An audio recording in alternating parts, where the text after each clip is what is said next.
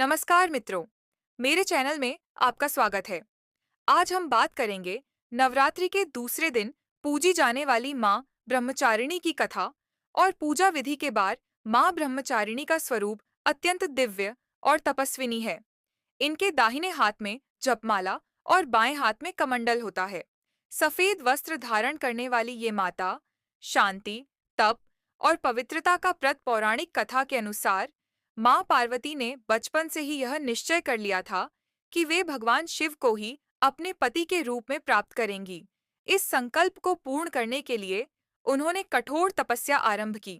हजारों वर्षों तक माँ ने केवल फल फूल खाए, फिर शुष्क पत्तों पर जीवित रहीं और अंत में बिना अन्न जल के ही कठिन तप किया। उनकी इस तपस्या से तीनों लोग प्रभावित हुए।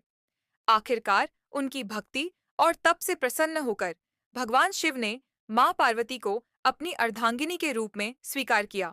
इसी कारण इन्हें मां ब्रह्मचारिणी कहा जाता है, यानी ब्रह्मचर्य और तप का पालन करण। मां ब्रह्मचारिणी की उपासना से भक्त को असीम ऊर्जा, धैर्य, आत्मबल और वैराग्य की प्राप्ति होती है।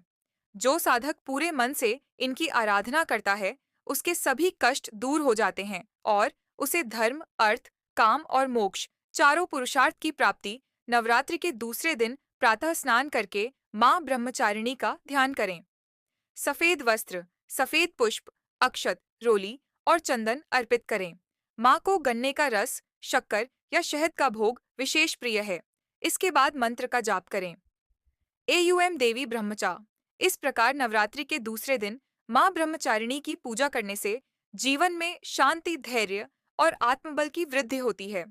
आपको यह कथा कैसी लगी, हमें कमेंट करके जरूर बताएं। जय माता दी।